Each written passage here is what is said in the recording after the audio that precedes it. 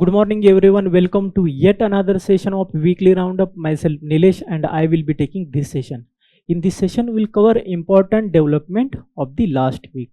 So before we start today's session, let us see which will be the news which we will cover in this session. In this session we will cover 5 main news, 6 quick updates and 1 place in news. In main news, first main news is regarding the Glaw Lake, which has been officially designated as the India's 101st Ramsar Site.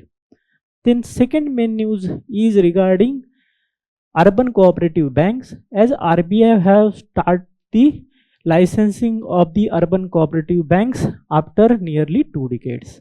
Then third main news is regarding the 73rd Constitution Amendment Act 1992, as report on its effectiveness of the implementation has been released by the standing committee.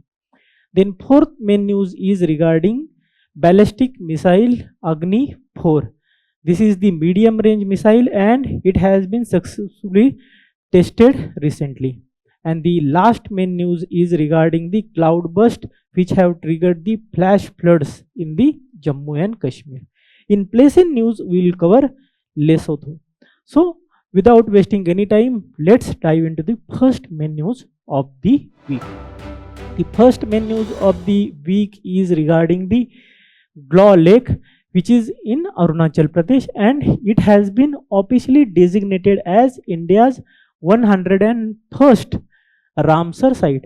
In this article, we'll see what are the Ramsar sites are, then what is the convention is, and other details of the Glaw Lake. And this topic is very important for the GS paper 2, that is environmental conservation, right? So as I have already given you the background that this is the 101st Ramsar site in India. Please also note that this is the first site from the Arunachal Pradesh. So this is the first Ramsar site from the Arunachal Pradesh, and that is why it becomes very important, right? We'll see what is the Ramsar Convention is all about, what is the convention means, and what is the difference between the treaty, convention and pact. But before that, let us see about the Glaw Lake. So the location, as I have already told you, it is in Arunachal Pradesh, Lohit district, within the Kamlang Tiger Reserve, and it is also wildlife sanctuary, so please remember that, and in the eastern Himalayas. And this eastern Himalaya is a part of the biodiversity hotspot. What is the biodiversity hotspots? So biodiversity hotspots are the areas where there are endemic species. What is the endemic species? Endemic species means the species which have the original habitat in that area. So where the endemic species biodiversity is large and it is threatened and it is degrading, such areas are called the biodiversity hotspot. In the world, there are 36 biodiversity hotspot in total, and their area is around 2.4%. but they constitute around 50% of the biodiversity in the world. So you can imagine what is the significance of this biodiversity hotspot. In India, we have 4 biodiversity hotspots. And which are those 4 biodiversity hotspots in India? The firstly, Himalayas.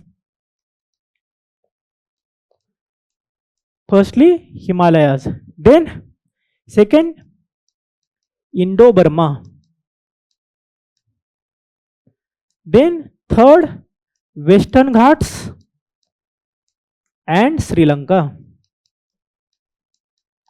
And fourth is Sundaland.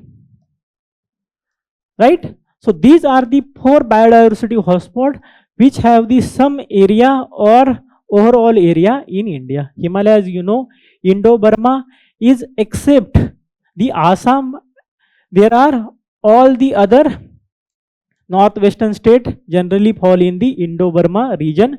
Then Western Ghat, we all know, Maharashtra, Karnataka, Goa, those states, and part of Sri Lanka, and then Sundaland. So Andaman and Nicobar have the some of the area of the Sundaland. Sundaland is the area of the generally Southeast Asia. So generally it is the area of Southeast Asia, and we have Andaman Nicobar in those places. So these are the 4 biodiversity hotspots which are in India, and this is also a part of the biodiversity hotspot, and it falls under the Himalayas. So some of the part of the Arunachal is falling under the Himalayan biodiversity hotspot. So this is you have to remember. Then this Glaw Lake is a freshwater lake. So please remember that. And Kamlang River lies to the north of this lake. This Kamlang River is the tributary of the Lohit River, and this Lohit is in turn tributary of Brahmaputra River. So please remember that this Kamlang is tributary of Lohit, and Lohit is the tributary of Brahmaputra River. So please remember. So the UPSC have asked the question regarding the tributaries of the Indus, and you should also remember the tributaries or important tributaries of the Brahmaputra. So Lohit is one of the tributary of Brahmaputra, right? So we'll see about this lake. It is designated as important bird and biodiversity area, right? And what is the ecological and cultural significance? So it supports the 4 big cats. Which are those 4 big cats? So those are tiger, leopard, clouded leopard, and snow leopard. Please remember that India have the International Big Cat Alliance, right? And International Big Cat Alliance have how many big cats? 7 big cats. But please remember that clouded leopard is not part of those 7 big cat, right? So there are other big cats there, and tiger, leopard, and snow leopard are part of these 7 big cats. And in India we have 5 big cats of these 7 big cats, but 2 big cats are not found in India. So you have to write the name which are the 2 big cats which are not found in India but part of the International Big Cat Alliance. So it is your exercise. Please write down in the comment section. Now second, habitat and wintering grounds. So Glaw Lake is very important for the white-bellied heron. So this species is the 2nd largest heron species in the world, and it is indicator species, and it is critically endangered. So their population is very minimum, and they are critically endangered, right? So this heron is also called as indicator species, right? Or also called as biomarker, right? And why it is a indicator species? What is the importance of the white-bellied heron? So basically this bird is generally have the tendency to have the nest around the fast flowing rivers, and when their population is impacted, it means the water is polluted or there is some activity which is disturbing the flow of the river, and that is why these species are very important. Then there are other key species such as great hornbill, then yellow gibbon, then Asian golden cat, then Asiatic black bear, and then barking deer, etc., right? Then there is sacred cultural site is also there for the local Mishmi community. So it is considered as the sacred site for the Mishmi community. So that is why Glaw Lake is very important. I hope it is clear to you, and all those points we have discussed here. There are many questions regarding all those points which we discuss in this slide. Now we'll see about the Ramsar Convention. So what is the convention means? So convention is international agreement, right? So, or the international some agreement which is generally legally bound. Legally binding, right? And it is generally multinational agreement. And what is the first convention in the modern world? So that is Geneva Convention. And why Geneva Convention was there? So Geneva Convention was there for the sick and the wounded soldiers. So it was around the 1873, right? So it was around the 1864, and it was for the sick 64, and it was for the sick and the wounded soldiers and their treatment, right? And this is the Geneva Convention. For the environment or the biodiversity, there was the first convention which was signed around 1902, and it was for the protection of the birds for the agriculture. So protection for of the birds which are helpful for the agriculture, that was the convention signed in around 1902. It is also called as Paris Convention. But in reality, about the environmental conservation, the real steps started to begin in 1970s, and that is why this Ramsar Convention was also there, which is very important for protecting the natural lakes and water bodies. And one of the reason was large amount of birds are actually found around these water bodies. So this is the significance of the convention. So it is the intergovernmental treaty that provides the framework for the conservation and wide use of the wetlands and their resources, right? Then wide use of wetlands is defined as the maintenance of their ecological character achieved through the implementation of ecosystem approaches within the context of the sustainable development. So your task is, please write down which is the first and which is the 100th Ramsar site in India. So this is your task. Then we'll see the genesis of the Ramsar Convention. So it was adopted in Ramsar, and Ramsar is the city in the Iran, and it was adopted in 1971 and came into force in the 1975. And which are the Ramsar sites? So suitable wetlands are designated for the list of the wetlands of the international importance, that is included in the Ramsar site. And India have Asia's highest and world's third highest wetlands which are there in the Ramsar site. Which is the countries which are ahead of India? So that is UK, that is United Kingdom, and Mexico. And India have the third largest Ramsar sites in India after these two, UK and Mexico, right? Then what is the membership of the Ramsar Convention? So there are 172 contracting parties, and India ratified the Ramsar Convention in 1982. So this is about the Ramsar Convention, other important convention and their significance, right? I hope it is clear to you. Now we'll see the significance of the wetlands. You generally know that the first significance is they are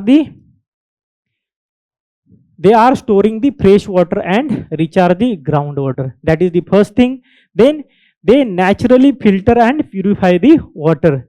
Then third, they provide the habitat as we already discussed, right, to the plants, animals, fish, and even the birds.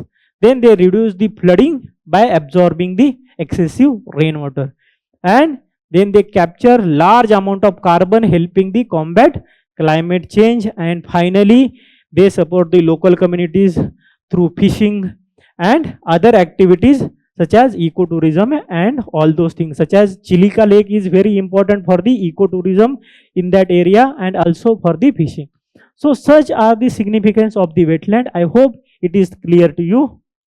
Now we'll see the previous year question asked regarding it. So this is the question. Please see this question regarding the Ramsar Convention. Under the Ramsar Convention, it is mandatory on the part of the government of India to protect and conserve all the wetlands. Extreme statement, all the wetlands in the territory of India. Right? If there is mandate of protecting all the wetlands, why there will be a list of the Ramsar sites? First statement is prima facie wrong, as we have already seen. Then the Wetlands Conservation and Management Rules 2010 were framed by the Government of India based on the recommendation of the Ramsar Convention. So this convention will not give the recommendation to the sovereign government on the matters. So this is also not correct. Then the Wetlands Conservation and Management Rules 2010 also encompass the drainage area or the catchment regions of the wetlands as determined by the authority. This is correct statement. So the answer is only 3, that is C, right? So this is the first main news of the day. We will see now the second main news of the day, and the second main news of the day is regarding the Urban Cooperative Banks. RBI have given the licensing to the, have started giving the licensing to the Urban Cooperative Banks, which RBI have stopped around 2004, right? So this is very important for the GS paper 2, that is banking and related issues, right? So this is very significant step because RBI have started the giving the licenses of the Urban Cooperative Banks, right? So we have seen the development. Now we'll see the which are the guidelines.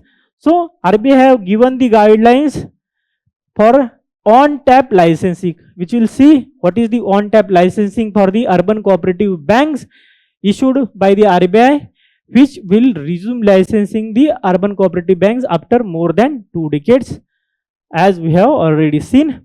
Now what is the on-tap licensing? So on-tap licensing system allows eligible applicants to submit applications and receive business or financial permits from the regulatory authority, in this case RBI, throughout the year. Please remember, this is the term throughout the year, rather than limiting applications to brief specific time frame for the submission of application window. So this is the on-tap licensing, which means all over the year the eligible applicant can apply for the license. On the contrary, there will be some window for some licenses to apply, and the eligible applicants have to apply in those specific window. But in this case, the eligible applicant can apply whenever they think that they are fit for the licenses. So this is the on-tap licensing, which means the license you can apply for the license any time of the year. This is the important development. Now we'll see about the draft guidelines for the on-tap licensing for the Urban Cooperative Banks, right? So there are some of the guidelines which have been given, or the some of the important points of the framework. The first is the eligibility. What is the eligibility? So credit cooperative societies with at least 10 years of the operation. So the first thing is they should have been operative for the last 10 years. That is the one criteria. Then capital requirement criteria, minimum of 10,000 crore deposits and 3,000 crore net worth. This is the second criteria. Then there is registration criteria. So they should be registered under the Multi-State Cooperative Societies Act 2002. So they should be registered under the Multi-State Cooperative Societies Act 2002. Then there is financial criteria. So this is there is capital to risk weighted asset ratio. We'll see what is the capital to risk weighted asset ratio means, which should be more than 12%, and net NPA which should be lesser than the 3% based on the audited financials. So what is the capital to risk weighted asset ratio? So it is the ratio of bank's capital to its risk weighted asset, ensuring it has sufficient capital to absorb the losses and maintain the financial stability.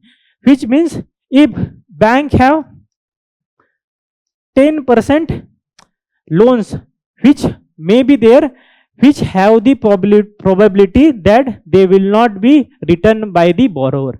So bank should have the capacity to absorb those losses to sustain their businesses. So that should be around more than 12%. That is the one thing. Then second thing, what is the NPA? NPA is non-payment of the interest or the capital taken by the borrower for the 3 months, which is 90 days. If it is not paid for the 90 days, it is considered as the non-performing asset. Right? Then we will see the governance criteria. So individual shareholding capped at 5%. So there should be not shareholding larger than 5% for individual. Then there should be a business plan. So mandatory 5-year plan covering what? Financial inclusion, then expansion, then technology, then risk management, then human resource and regulatory compliance. Right?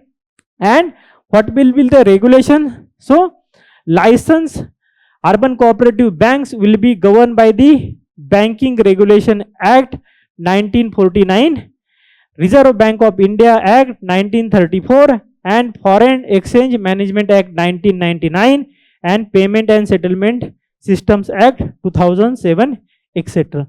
Right? So these are the some of the criteria which have been given for the new licenses. Now we'll see about the urban cooperative banks. Right? So please understand that we have the cooperative banks are from the 1904. There was act which was passed by the government, and this act was Cooperative Credit Societies Act,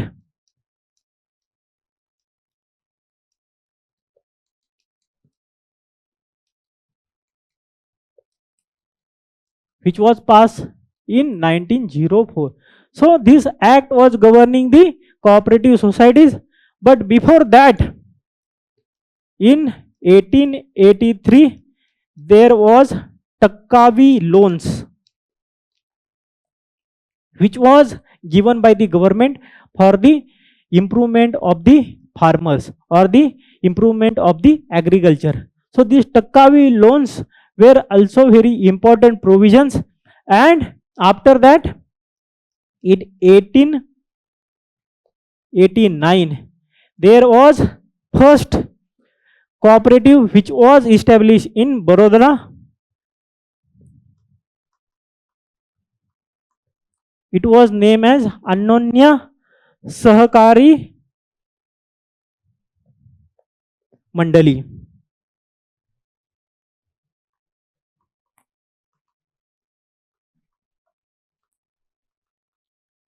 in Baroda. So this is the history of the urban cooperative banks or the cooperative banks in toto. But this loans or this scheme was for the agriculture, and this was the first instance where there was Sahakari Mandali, which means cooperative, Mandali means the organization, and Anonya Sahakari Mandali, which was established in Vadodara. But the first legislative provision was in 1904. That was the Cooperative Credit Societies Act 1904. So this is the history of the urban cooperative banks or the cooperative banks in general. Then we'll see the urban cooperative banks are the cooperative societies registered under the State Cooperative Societies Act or under the Multi-State Cooperative Societies Act that has been given the banking licenses under the Banking Regulation Act 1949. Please remember that if a cooperative society is within one state, it will have the license of the State Cooperative Societies Act. But its branches or its working in different state, then it have to take the license from the Multi-State Cooperative Societies Act. So according to their function and their scope, they will have to take the license accordingly, right? That is the one part. Then current status of the urban cooperative banks in India. So totally there are 1457 urban cooperative banks as of March 31st, 2025. Then what is the regulatory framework? So there is dual control. The first control is by the RBI since 1966 under the its banking functions under the RBI Act, and then Registrar of Cooperative Societies. So this will actually control the administrative and management aspect, and RBI will control the banking aspect of it.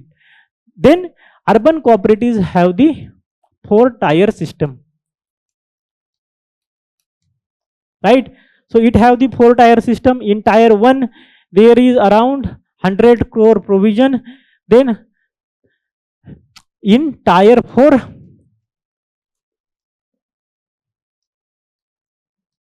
it is around 10,000 crore provision. That is not very important for us, but please remember they have the 4-tier system according to the deposits size, right? So this is about the urban cooperative banks, their evolution and their status. Now we'll see the question regarding the urban cooperative banks. Please see this question. They are supervised and regulated by the local boards set up by the state governments. Then second statement is they can issue equity shares and preference shares. They were brought under the preview of the Banking Regulation Act 1949 through an amendment in 1966. So the second statement is correct. Third statement is also correct. Answer is 2 and 3. They are supervised and regulated by the local boards set up by the state governments. This is not correct. As we have seen, there is a dual control and dual regulation, right? So this is about the second main news. Now we'll see the third main news of the day. And the third main news is regarding the 73rd Constitution Amendment Act. So the standing committee have given the report on the effectiveness of the implementation of the 73rd Constitution Amendment Act related to the local self-governance, right? This topic is very important for the Indian Constitution amendments, and this amendment was enacted in 1992, right? So this is the background we have already seen. So the standing committee of the Rural Development and Panchayati Raj have released the report on the implementation of the Constitution 73rd Amendment Act, which gave the constitutional status to the Panchayati Raj systems in India. If we saw the evolution of Panchayati Raj system in India, we can trace the origin to the Rig Veda. We had sabhas mentioned in Rig Vedas, right? Those were the sabhas, and there is a term called as Gramini. So the Gramini was the head of the Grama, and Sabha was the village panchayat kind of system. So we can trace it to the even the Rig Veda. Then there is Uttar Merur inscription.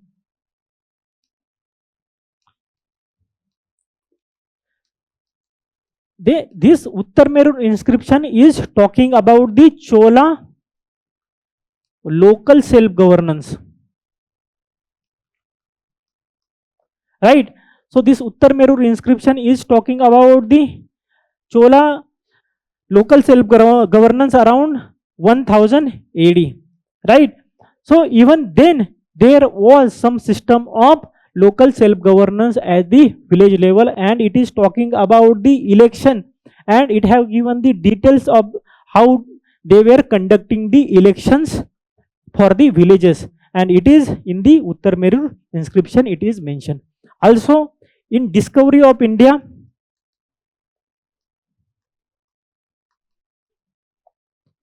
it is the book by the Jawaharlal Nehru.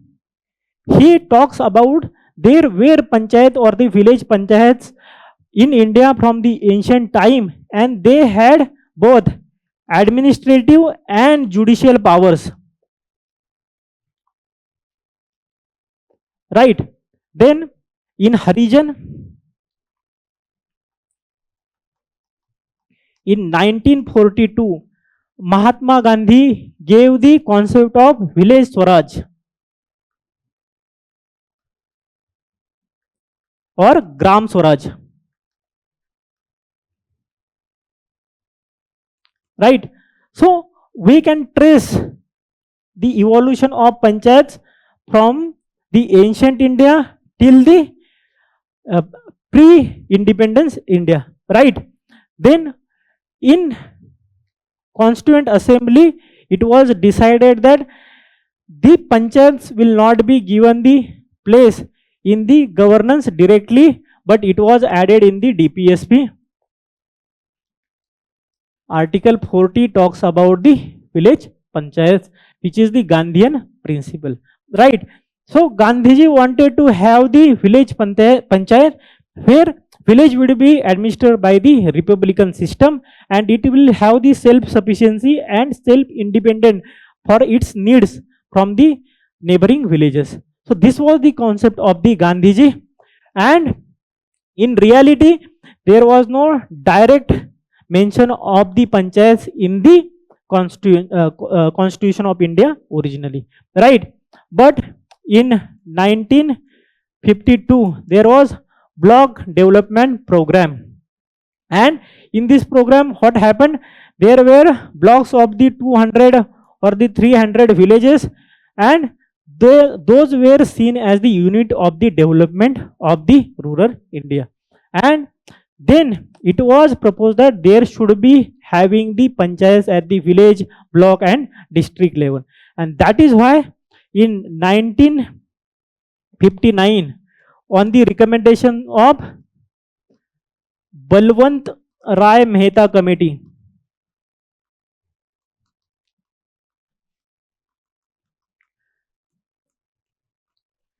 so Balwant Rai Mehta Committee was there in 1957, and they gave the recommendation, and on the basis of those recommendation in 1959 there was the first panchayat in the Nagaur in Rajasthan, and it was established on 2nd October on the birth anniversary of the Mahatma Gandhiji, right? So it was in the Nagaur, Rajasthan, and Balwant Rai Mehta have given the various recommendation. The important recommendation was there should be 3-tier system, then there should be provision of the funds of the panchayats, then there should be provision of functionaries of the panchayat. So these were the some of the important recommendation which we still find in the constitution amendment. So these were the some of the important provisions was there, and in 1959 almost all the state had the Panchayati Raj Act according to the states, and various states have this 3-tier system back then. Then what happened till 1959 till 1964, there were ascendancy in the functioning of panchayat, there were funds given to panchayat. So there were rise of the panchayats and their importance. But from 1965 till 1969, it was the stagnant phase. So there was no growth, or there was no increase of importance of the panchayat. And from 1969 to 1977, it was the descending. So their importance of descending, and there were various reasons for the political will was not there. There was large scale corruption. Then there was no representation of women or SC ST. So there were more problems than it as a solution. Then what happened in 1977? There was Ashok Mehta Committee. Ashok Mehta Committee was constituted. They give various recommendations. Then there was also GVK Rao Committee. Then there was Singhvi Committee. Around 1985, and we all know there was Sarkaria Commission. And all these commission and committees emphasize on to have the strong Panchayati Raj system, and that is why it was decided by the government to bring the Constitution Amendment Act. And Rajiv Gandhi was the first Prime Minister who tried to bring the Constitution Amendment Act, 64th Constitution Amendment Act, but it failed to pass. Then next government also tried to bring the Amendment Act, but it was also failed. And finally there was 73rd and 74th Constitution Amendment Act in 1992, and then Panchayat was given the constitution status. So this is the all the background regarding the Panchayati Raj institution and their evolution. Now we'll see, after the amendment, 73rd Amendment Act, there was the constitution status, and there is articles such as Article 243B of the Constitution that mandates that all the state and UTs cover under the Part 9 of the Constitution have set up the 3-tier Panchayati Raj system in their respective state. So it mandates state to have the 3-tier Panchayati Raj system, and report is saying that all the state actually have the 3-tier Panchayati Raj system there. So basically this Part 9 have the articles from the 243 to 243O. These are the 16 articles in Part 9 of the Constitution is regarding the Panchayati Raj system. Then please see this. So Panchayati Raj system in their respective state. So there is Panchayati Raj system in all the states as mandated by the Part 9 of the Constitution. Then what is the status of women representation? Very heartening. So although Article 243D provides for the 1/3 reservation in the Panchayati Raj institution for the women, the 21 state and 2 UTs have made the provisions of the women reservation of 50%. This is very good step by the 21 states and the 2 union territories. Then what is the status of devolution of powers? So it has increased from 39.9% to 43.9% between the 2013-14 till 2021-22. Then what is the status of the state finance commissions? Out of 28 states, 25 states except Meghalaya, Mizoram and Nagaland, which are not covered under the Part 9, comply the Constitution. So these 3 states do not comply because they are not part of the Part 9, but other states are actually complying with the State Finance Commission provision also. So this is the implementation status, which is very impressive. Now we'll see various challenges or the issues which are still there and what are the recommendations given by the standing committee. So there are 13 issues given and 13 recommendations given. We have taken 4-5 very important issues and what are the recommendations given by the committee. So first issue is regarding the Gram Sabhas. So Gram Sabha is very important for the keep the Gram Panchayat accountable. The issue is Gram Sabha meeting are becoming ceremonial and public participation has declined over the years. And what is the recommendation given by the committee? So they are saying that there should be the awareness campaign and use of digital platforms and participation of children or the youth or the women and SC/ST community should be encouraged by the various means. This is the one thing. Then regarding the women representatives, though there is provision of 50% women representative by the 21 state and 2 UTs, the report says the proxy representation by the male family member. You might have heard this term, Panchayat Pati, right, is there. And what is the recommendation given? So they are talking about specialized capacity building program and mentoring mechanism involving the experienced women representatives. Then they are talking about the financial empowerment, and the issue is that Panchayat continue to depend upon the external transfer by the states and the central government. Then recommendation is that formulate the strategy for strengthening own revenues, promote the fiscal decentralization, timely constitution of the State Finance Commission and performance-based incentives. Then the final thing is human resources. So what is the problem? Absence of dedicated Panchayat cadre and frequent conflict among the representative and officials. And the recommendation is to encourage the creation of dedicated Panchayat cadre and provisions of the one secretary for the one Gram Panchayat. It was also recommended by the Balwant Rai Mehta committee to have the dedicated cadre for the Panchayat. So these are the some of the issues and the recommendation given by the committee. Now we'll see the question related to it. The question is, local self-government can be best explained as an exercise: federalism, democratic decentralization, administrative delegation, and direct democracy. The answer is democratic decentralization. It is not direct democracy. In direct democracy, for the every purpose there will be a voting.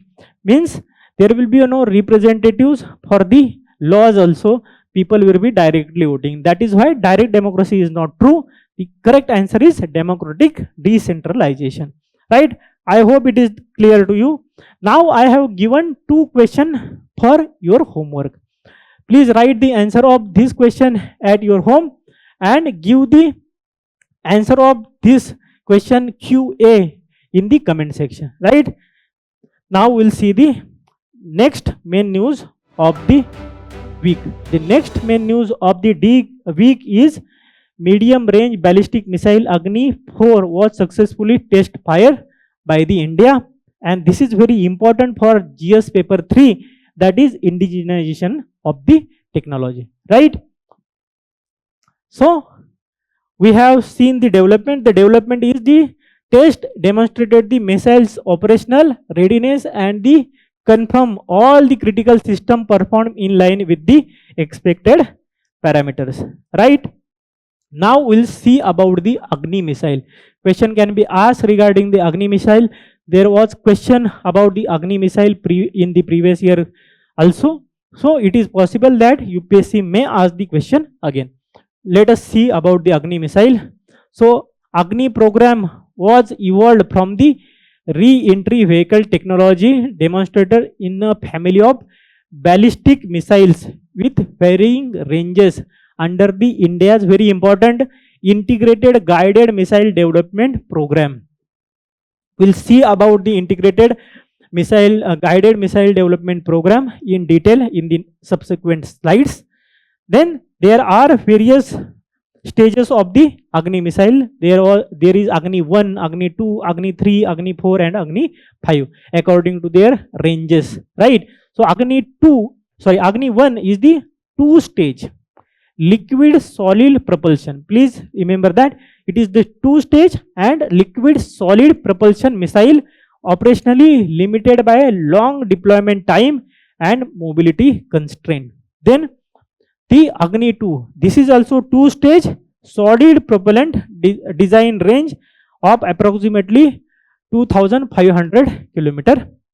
Then Agni 3, its range is 3500 km and designed to strengthen the India's strategic deterrence, especially against the China, because its range is 3500 km and it can reach up to the important cities of the China.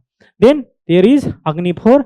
This is the medium range ballistic missile under the Strategic Force Command, enhancing India's credible minimum deterrence, and its range is around 4000 km and can carry up to 1000 kg of the payload. Then Agni 5, it is the intercontinental ballistic missile which have the long range with the solid fuel 3-stage propulsion design and equipped with the multiple indigenously targetable re-entry vehicle capability. So this is about the Agni 1 to 5 range, and the Agni 5 has the maximum range because it is the intercontinental ballistic missile, right?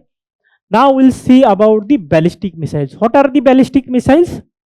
So ballistic missiles are the missiles which are powered by the rocket initially, but then they follow an unpowered free-falling trajectory toward the targets. So this is the missile. So it will have the power till this point. Then their power will be finished here and they will free fall in from this to this area. So this is called as the ballistic missile. Then there are cruise missiles such as BrahMos. So they will have the power till they hit the target. So this is the difference between ballistic and cruise missile. Then there is classification of the ballistic missile, that is the short range, medium range, intermediate and intercontinental, as we already seen. So short range is below 1000 km. Then medium range is range between 1000 to 3000 kilometers. Then intermediate is range between the 3000 to 5500 kilometers, and intercontinental ballistic missile which is the range above the 5500 kilometer, and Agni 5 is the intercontinental ballistic missile, right? So this is about the ballistic missiles. Now we'll see about the indigenous guided missile development program. So this program was very important for India's defense and security, and it was launched in 1983 on the 26th July, and which is the agency? So agency is DRDO, Defense Research and Development Organization. And who was the project director? So Dr. APJ Abdul Kalam, that is why he is popularly known as the missile man also. And what was the objective? To achieve the self-reliance in the missile technology and overcome the technology denial regimes. So this is the indigenous technology, and there were reluctance from the various countries to give the technology because it is the dual use technology. So it can be used for the rocket propulsion, for the space technology also, and also to carry the weapons. So that is the dual use technology. And there are 5 core missiles. So firstly, Prithvi missile, it is the short range surface to surface ballistic missile first introduced into the army. This is the Prithvi. Then there is Agni. This is intermediate range surface to surface ballistic missile evolved from the re-entry technology demonstrator. Then there is Trishul. Agni we have seen. The Trishul is the short range surface to air missile SAM, right? Then there is Akash, surface to medium range SAM, that is the range of 25 to 30 km for air defense. For the Trishul, the range is 9 km, And then there is NAG, third generation anti-tank guided missile with lock-on capability and range is 4 km. Lock-on capability means the target is locked, and even if target moves, the missile will follow the path accordingly and will strike the target. So these are the 5 core missiles which are developed under the Integrated Guided Missile Development Program, the Prithvi, Agni, Trishul, Akash and Nag. I hope it is clear to you. Now we'll see the question asked regarding it. So this, please see the question. Agni-4 missile, which of the following statement are correct? It is the surface to surface missile. It is fueled by the liquid propellant only. We have seen it is not fueled by the liquid propellant only.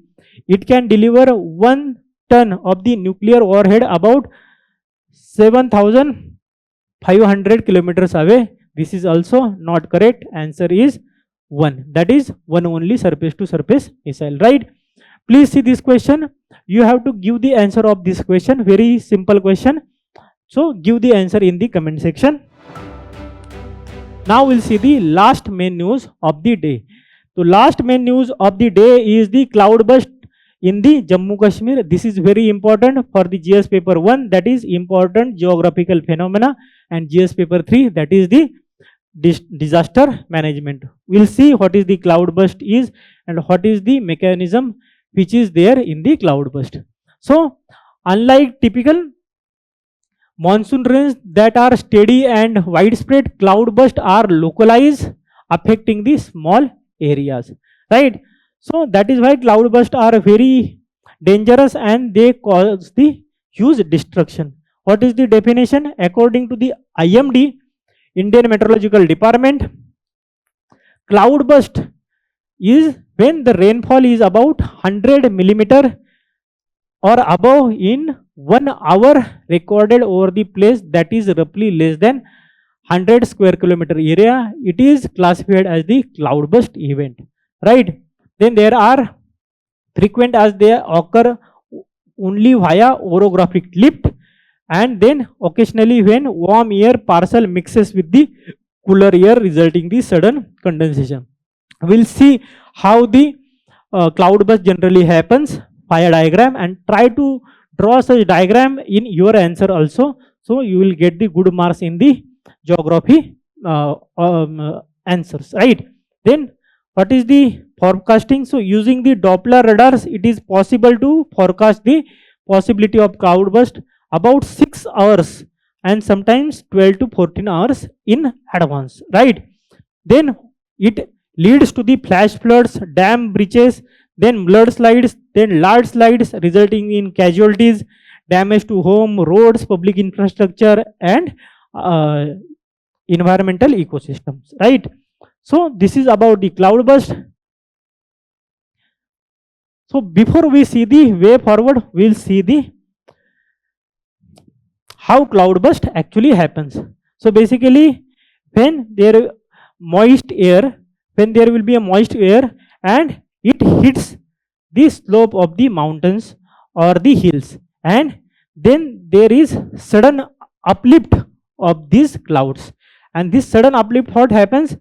The temperature at the height is lower, and because of this sudden uplift, the clouds get cooler with short time and they condenses and cloud develops. And then what happens? They violent upwardly flows the air, preventing the condensation of the raindrops from falling the ground. And then what happens? Lack of upward air prevents dissipation of the moisture. So there will be lack of air, so there will be a formation of cloud, but there will be a not dissipation. So this cloud will accumulate, and then whole of the store water falls at one time, and so that is why there will be huge rainfall within short amount of time.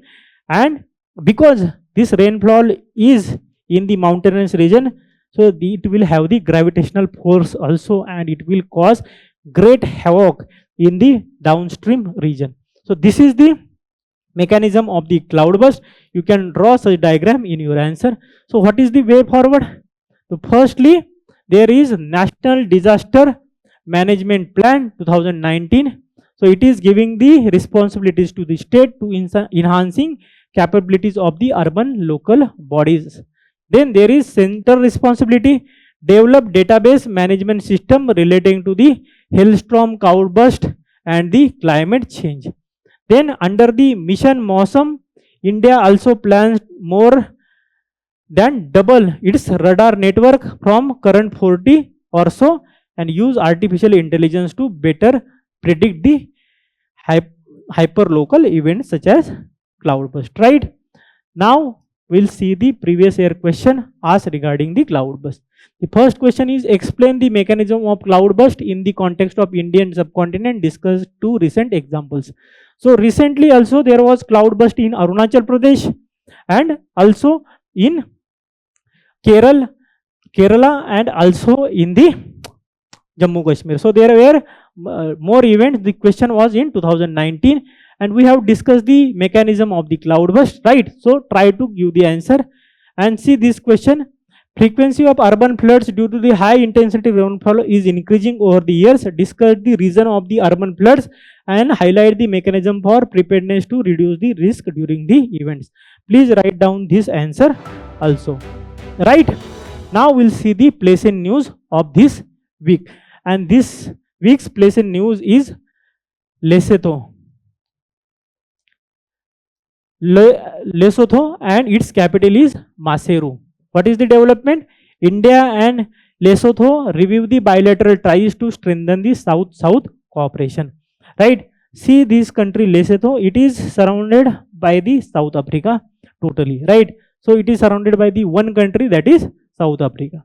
Now we'll see the political features of it. It is the landlocked country surrounded by the South Africa and it is also known as Kingdom in the Sky or the Mountain Kingdom. And why it is called as the Mountain Kingdom?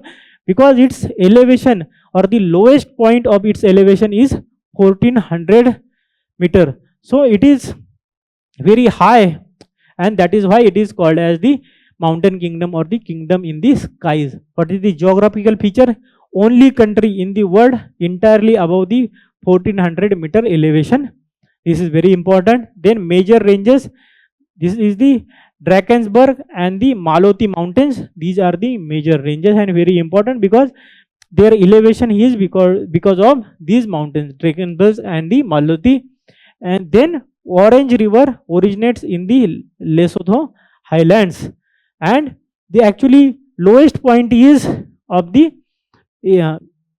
country is also in the Orange River basin, right? Then there is UNESCO sites such as Maloti Drakensberg Park is a transnational property composed of the Ukhalhamba and Drakensberg National Park in South Africa and the Sailathebe National Park in the Lesotho. So this is about the Lesotho, which is the place which is in news for this week.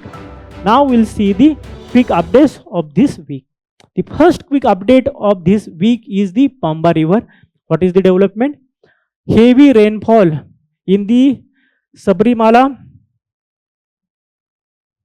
forest catchment trigger the severe flooding and the Pamba River overflowed its banks. Right. So we'll see about the Pamba River.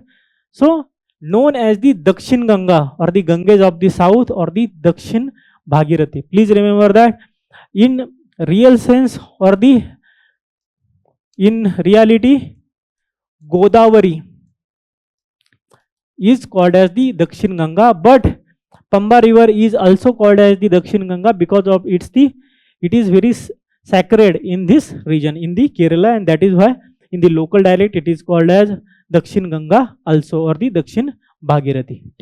Right? Then what is the length? It is the third longest west flowing perennial river in the Kerala. Then its origin, it originates in the Purachinamalai hills and Pirmedu plateau of the Western Ghats.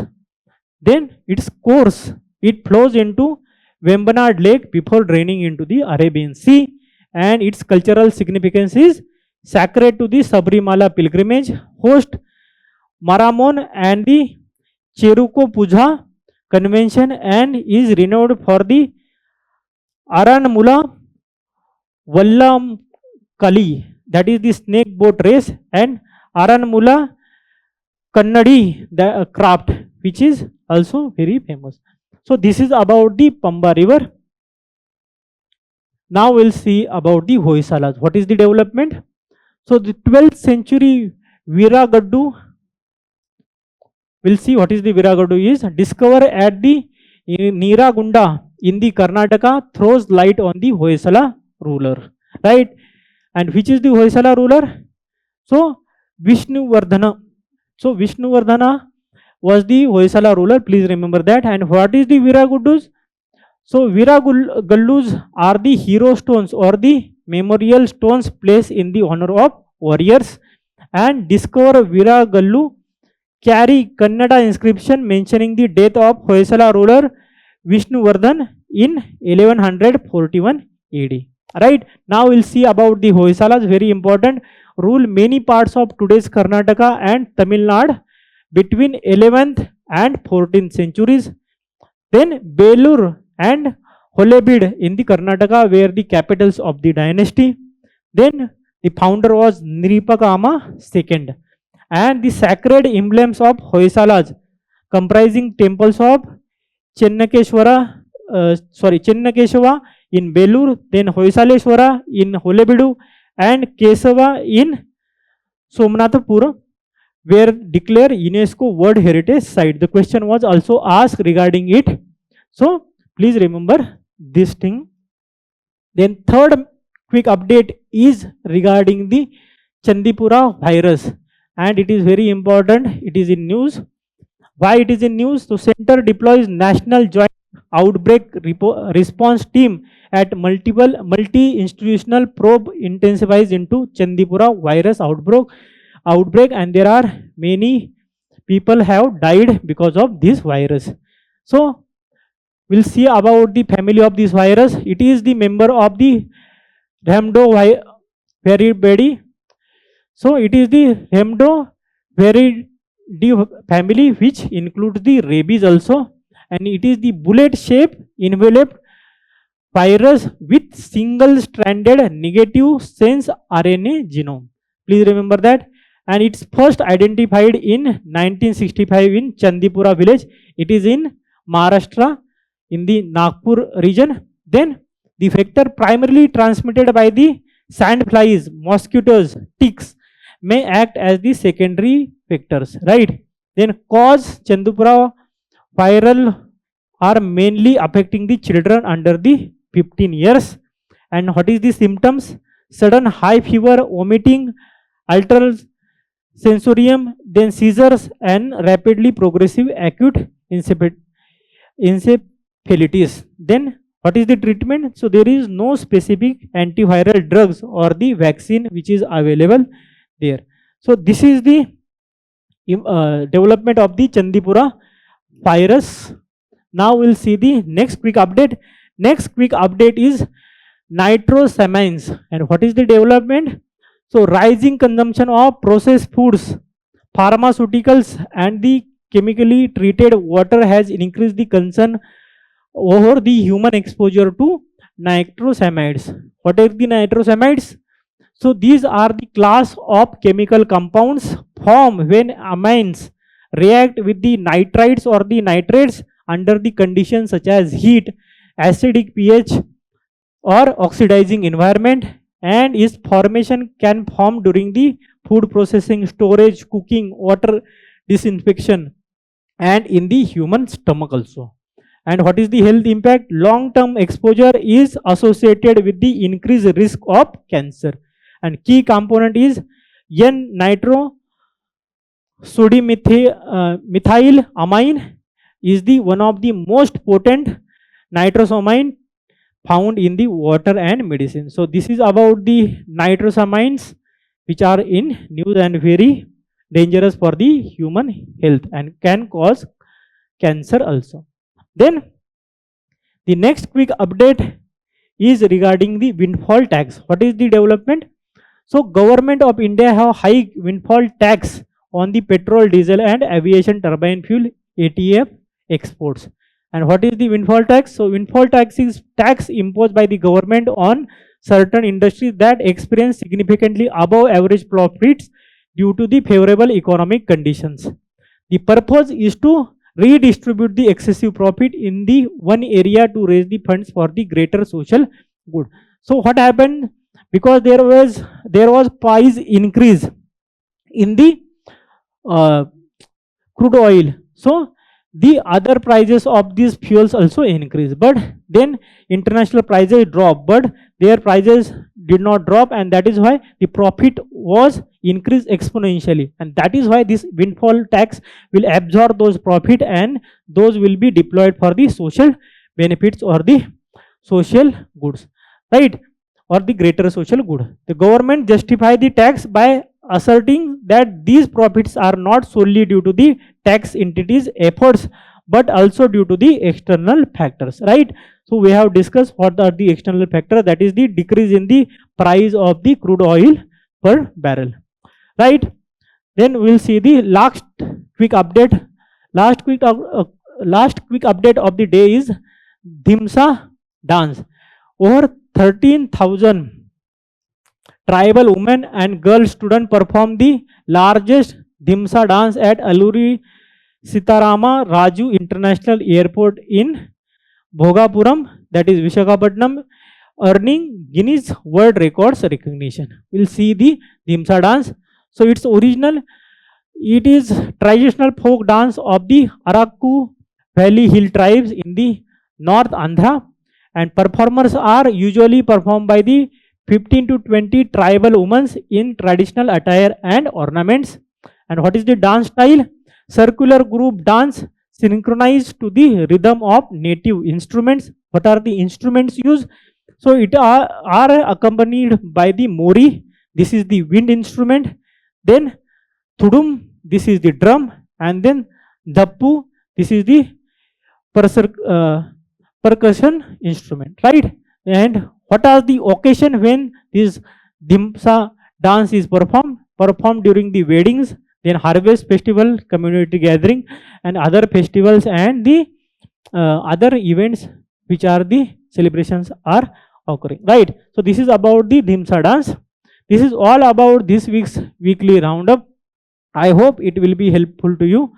So to read more about the current affair, you can visit our digital current affair portal where you can solve various quizzes, read daily current affair, weekly current affair, monthly current affair, and also our important initiatives such as PT 365 and Min 365. This is all for this week. Keep learning, stay happy, have a nice day. This is all. Thank you.